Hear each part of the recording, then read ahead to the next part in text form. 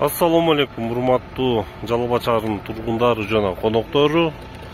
Ошондой эле адилеттүү жарандар программасына хейтерлери, колдоочулары, көрөрмандар. Азыр мына мурдагы Байзаков көчөсү, азыр Малашев көчөсү болуп калды. Строй маркетти тушуда бара жатам. Азыр бул жерде каттуу асфальттоо иштер жүрүп атат. Билет элеңер өлүп калган эле бул көчө. Азыр мэр менен жолугуп калдым. Бир аз сүйлөштүк. Ушул жерде жүрөт алдагы иштерди караштырып.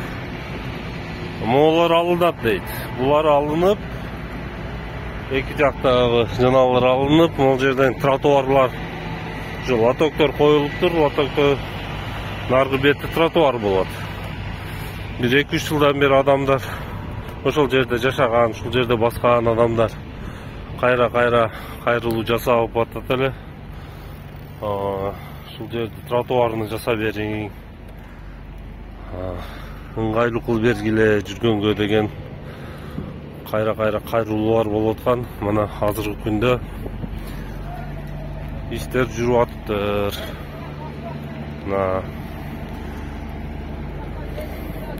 Мына жолду кеңдигин карагыла.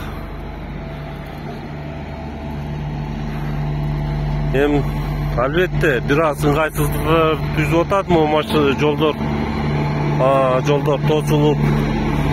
Бирок ушул бүткөндөн кийин элестеткиле кандай аккуратный көчөлөр болуп калат, тротуарлар болот. Себеби жазы кышын бул жерде жазда чаң, кышында лай эле, аз бүтүп калса кандай сонун болуп калат. Жалал Абад эң бир широкий көчөлөр менен окшойт. Эми Жалал Абадта быйыл 2 миллиард сом келип, 1 миллиарды, почти что 1 миллиарды жолго кетип атат. Мына эми чоң жолдорубуз бүтүп атат. Буюрса кышка чейин бүтүп калса, кийинки жылдары башка жолдорду да бүтүрөт. Чыдап коелу, бир аз сабыр кылып. Кандай зор мына карасаң, велик жетебипсей. Барыңарга рахмат, көрүп койгонуңарга. Бул Малашев көчөсү, мурдагы Байзаков строй паркка кеткен көчө, строй парктын алдынан өткөн.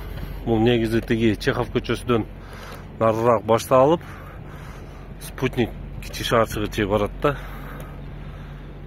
Нар жагын уже асфальтта бүтүптүр.